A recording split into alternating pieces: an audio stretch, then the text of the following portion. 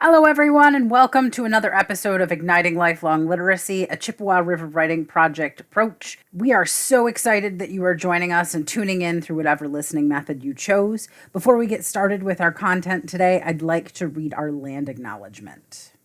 The Chippewa River Writing Project is based at Central Michigan University, located in Mount Pleasant, Michigan. Founded in 1892 as Central Michigan Normal School, CMU is located on the ancestral grounds of the Council of Three Fires, the Anishinaabe, of whom the Saginaw Chippewa Nation is one. Ceded under duress in the 1855 and 1864 treaties, this land was named the Isabella Indian Reservation and remains part of the homeland of the Saginaw Chippewa Indian tribe. It is our responsibility to care for this land and its people, and to be intentional and inclusive in our work. We recognize that this acknowledgement is only meaningful when combined with purposeful actions and genuine relationships that honor the land and its people. These actions include abdicating for the histories, cultures, languages, and the territorial rights of historic Indigenous peoples. As our writing project grows to include members from outside Mount Pleasant, we invite all CRWP members to recognize their own connection to the lands on which they reside and honor their own responsibilities to the original keepers of those lands. In case you forgot, since it's been a month or you didn't listen to our introduction to this second season of our podcast, I'm just one of the hosts of this podcast. My name is Becky Schwartz, and my partner in crime, so to speak, is Lyndsay Young. If you want to know more about us, we encourage you to listen to our introduction episode to this season or the introduction to our podcast that we did when we started last year. Let's also introduce our guest on this episode before we get started. Today we have Andy Schoenborn, and I'm going to let him tell a little bit more about himself and talk about his background and his experience with independent reading throughout this episode. Thank you, Becky and Lyndsay, for inviting me to the Chippewa River Writing Project podcast, and especially for encouraging me to talk a little bit about independent reading. Although I never thought about it much growing up, reading has been a passion of mine since my mom first took me to a library as a child. It's still hard for me to believe sometimes that libraries have all of these books you could read for free. I remember my mom reading to me as a child and her allowing me to pick and choose the books I wanted to read regardless of the subject matter. In fact, I can't recall a time when she said I couldn't read something, or that it was too hard for me, or that I wouldn't like it. She let me follow my own reading path, even if it meant spinning the comic book rack at the IGA grocery store and choosing a comic book instead of a candy bar. By the way, I always chose the comic book. The candy bar never lasted that long. Now I'm in my 24th year of teaching, and I had a vast and varied experience in the field. Most of what I've done during my career has been at the encouragement of others along the way. Because of those mentors and their encouragement, I've been a 2-time past president of the Michigan Council of Teachers of English, a past president of the Michigan Reading Association, and a teacher consultant for the Chippewa River Writing Project. In other words, literacy, especially reading and writing, have been my main pedagogy focal points these past 24 years, and I'm a better teacher and person because of it. And both of you have been integral mentors and collaborators throughout the years within and beyond the Writing Project. And I'm just simply thrilled to learn beside you both today. Thanks, Andy. We really appreciate you being here today. All right, so today we're going to begin the first episode in our 5-part series on a topic of independent reading. The focus of this episode today is the research, ideas, and science that support independent reading at all of the grade levels. I'm going to start us off with kind of the high school, the upper secondary focus. I'm also going to include some middle school resources in here as well. Often, when many students get to high school, they've sort of lost the love of reading that gets nurtured in them by elementary and middle school. There are a lot of reasons for this. Probably one of the biggest is that they're being asked to do so much with books or texts that really don't interest them, and it sort of kills the magic. I think it's fair to say this current generation of kids we're seeing in our schools, they're just not interested in a lot of older texts or ideas. They see themselves as totally unique in the world, and that anybody who's not close to their time period is kind of irrelevant. So they shun a lot of older books and classics they don't immediately see as relevant. So then you kind of have to sell the books a lot harder to them, and they kind of feel like you're trying too hard then. So reading is just like any other muscle. If you don't use it, it weakens and it becomes a vicious cycle. So the students don't read enough, they aren't practicing their skills, texts become harder, they avoid reading, wash, rinse, repeat in some way, shape, or fashion. And I think the kind of scariest thing for me as a upper high school teacher is that many students would happily graduate and never pick up a book again. And this is supported by a lot of research, but probably one that I think is most relevant to a lot of us is the 2023 Washington Post analysis that was done by David Montgomery in conjunction with economists Young YouGov. And it states that out of the 1,500 Americans surveyed, a less than ideal 46% finished 0 books last year and 5% read just one. So if you read more than 2 books in 2023, congratulations, you're in the top half of US adults, which hooray, but also that's kind of alarming. I know 1,500 Americans is just a sample size, but it illustrates a long-standing quote by Ray Bradbury, who once said, "You don't have to burn books to destroy a culture. You just get people to stop reading them." And I'm by no means blaming any one thing for this. There's a combination of things, and maybe there's some pieces of it that we still haven't even uncovered. But I do know that teachers are under a lot of pressure to have students college and career ready in high school. The standards make a huge jump, and the expectation to be reading at college level by the end of high school has us push harder and more complex texts on students, but they're not necessarily ready for those for a lot of reasons. So again, that vicious cycle. And then you have to do all of this work that comes with teaching a book to make kids analyze it so you can assess their growth and have them write about it. And that leads to just this concept of read-aside, which Kelly Gallagher coined in his book by the same title. That book was written in 2009, but it's the first book I read that really sort of convinced me as a high school teacher that independent reading was important and needed to be implemented. And though I know this book is now going to go on its 15th birthday here soon, I think a lot of its content is still relevant and important. It's packed with a ton of great practical ideas on how to do independent reading in your classroom. Gallagher talks a lot about this vicious cycle with a ton of research, and there's a ton of analysis and a ton of resources on how to start breaking it. But when I was kind of thinking about my own action research with independent reading in high school, my biggest thing that I had to do is repair or kind of reignite the relationship my students had with reading. Reignite. You see what I did there, right?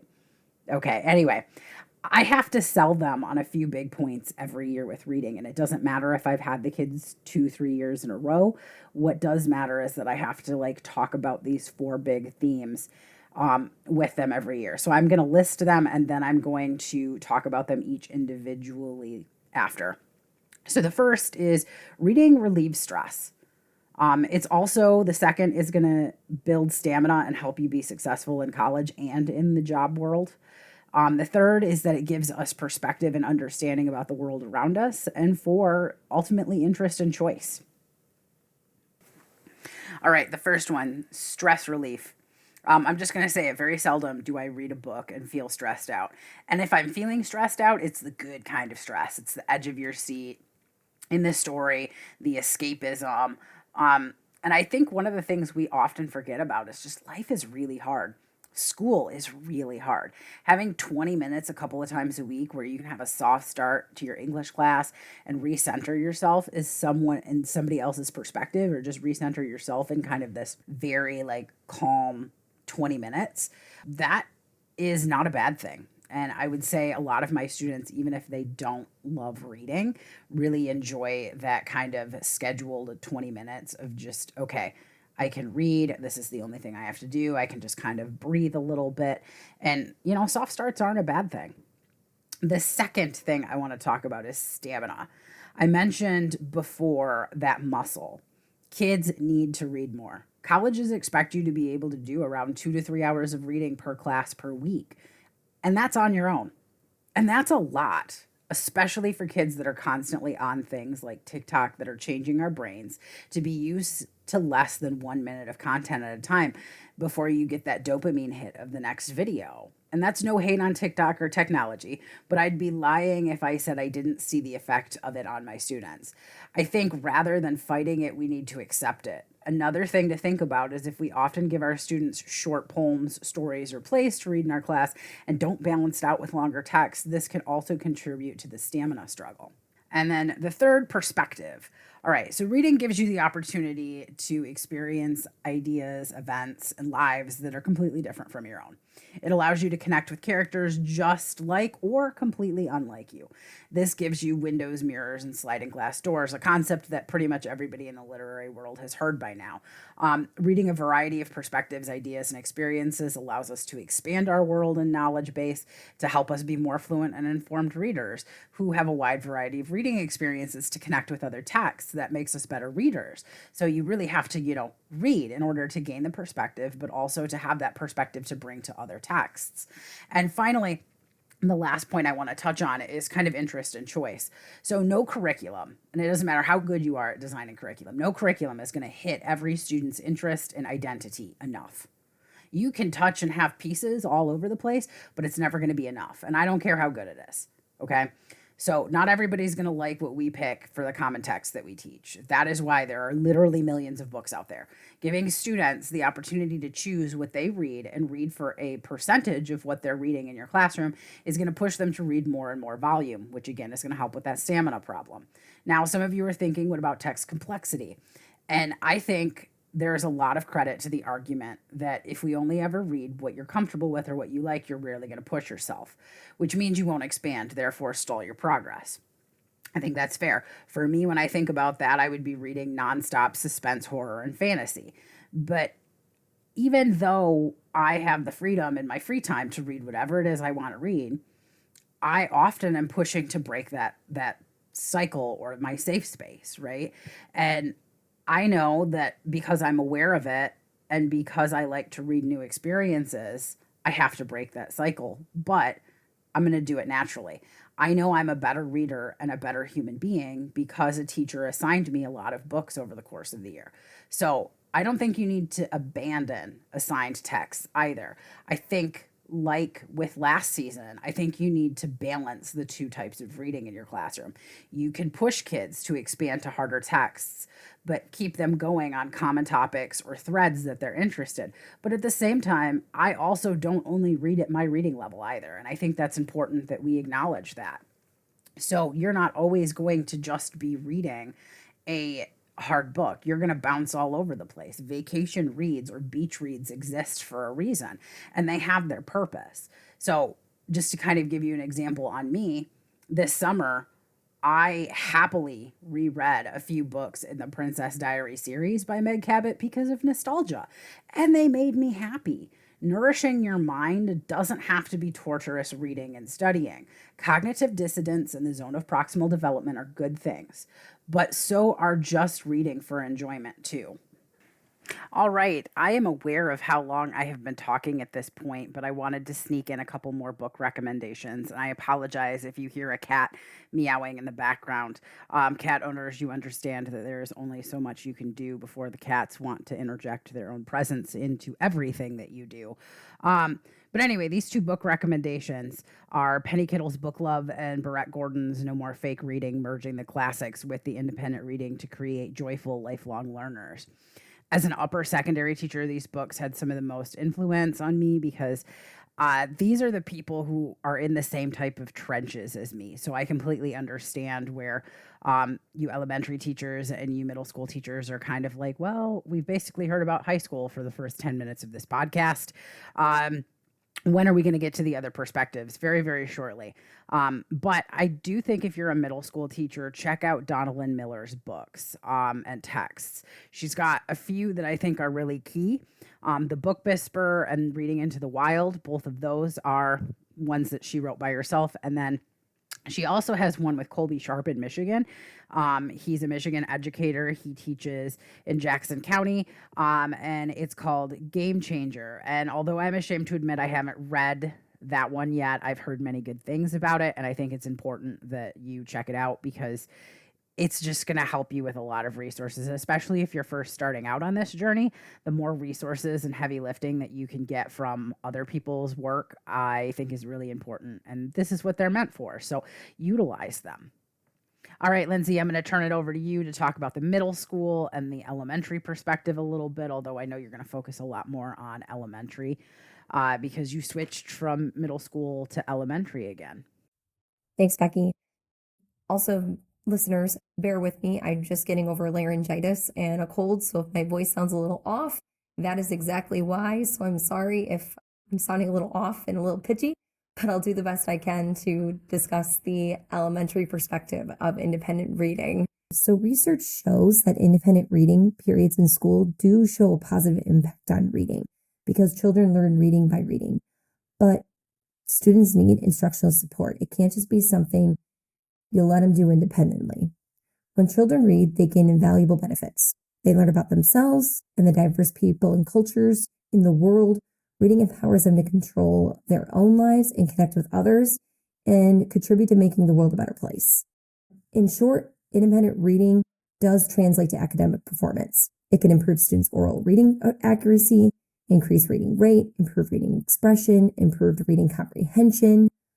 But teachers need to scaffold this.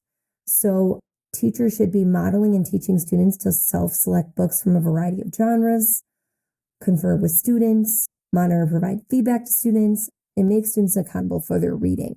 So it also needs to be done in conjunction with this, because that's where the research lies that's actually most beneficial for students. So some studies that have been done to further prove this idea that independent reading is beneficial, not only in school, but outside of school. In one study of fifth graders, for example, those who spend time reading books outside of school achieved better on standardized tests than kids who didn't.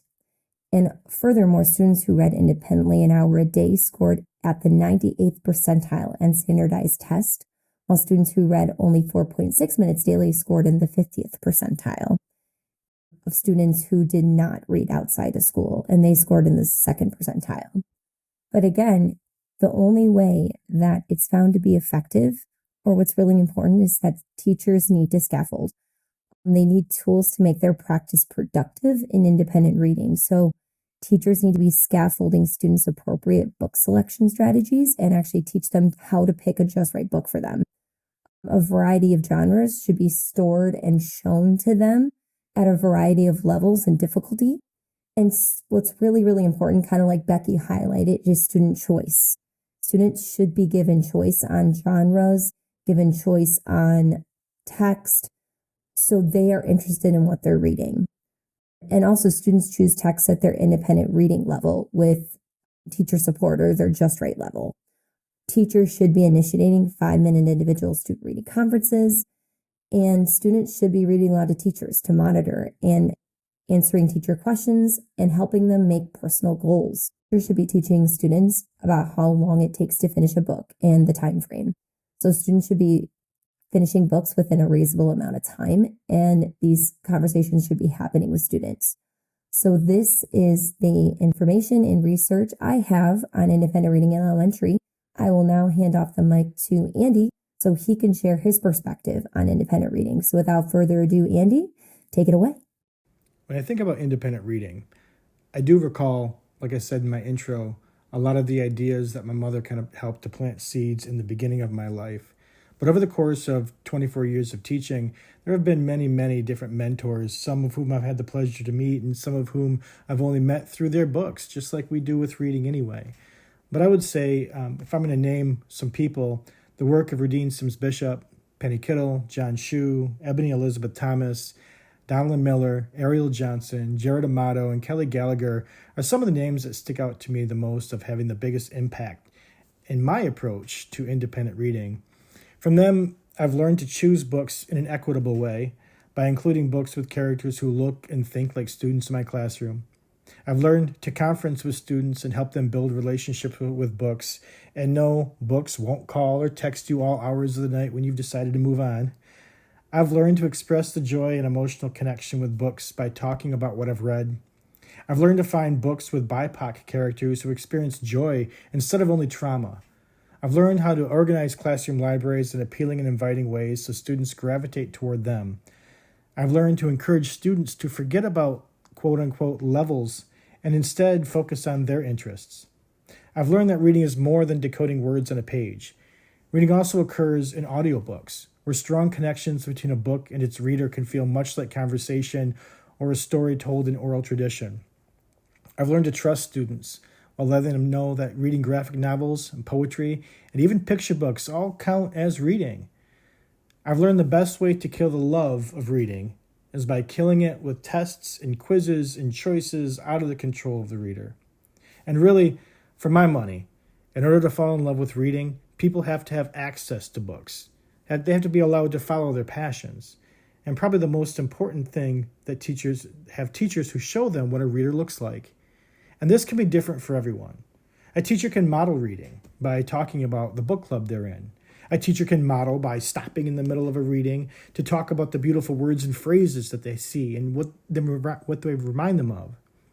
A teacher can model reading by asking students to suggest books to them. A teacher can model reading by telling students that they aren't going to finish a book because things just aren't working out. It's okay, really, not every book gets started is bound to be finished. And these notions begin somewhere, even though I'm not really sure where that is, but students need to be given permission by seeing that even good readers pass on books that become boring. But they still look for other books. Still, there are students who believe that they aren't readers. And I challenge their thinking by asking, do you watch Netflix or YouTube with the captions on? Has anyone ever sent you a text or social media message that caused you to feel anything? Have you read the dialogue or backstory in a video game? Have you looked up and followed a recipe? Have you ever even, quote, read a person or a room to get a sense of what they're like or the environment that you're in? The answer to any of these is yes. Although it's still possible to struggle with reading, and I do, it's very challenging not to be a reader in some way, shape, or form. In fact, you almost have to try hard not to be a reader today. Once students begin to see that they really are readers, even if they don't want to admit it, and identity as a reader can emerge and be developed. Watching that light turn on for students really does change their perspective from an I don't want to read stance to one that stops you before class to say, hey, Mr. S, have you seen this book? It's really cool. And as far as I'm concerned, that's what all my reading mentors have taught me. To seek the joy found in reading, share it with students, embrace it when they return the favor to you. And that's what reading is all about. It's a community of people who have the confidence to read, share, encourage, and celebrate the written word, no matter the medium or the mode that it's found in. Thank you again, Andy, for joining us on this podcast. Your insight is always valued and appreciated, and I'm sure our listeners got so much out of the insights you provided on independent reading. And thank you to our listeners for joining us on this episode. We will be back next month with episode 2 of our season on independent reading, which will be on creating an independent reading culture. If you want to let us know how we are doing, or if you have any ideas on what we should cover next, reach out to us anytime through email ignitecrwppodcast383@gmail.com. We'd love to hear from you. You can also find us on Facebook and Twitter through the Chippewa River Writing Project pages. We are at Chippewa River WP. Fire up and we'll see you soon.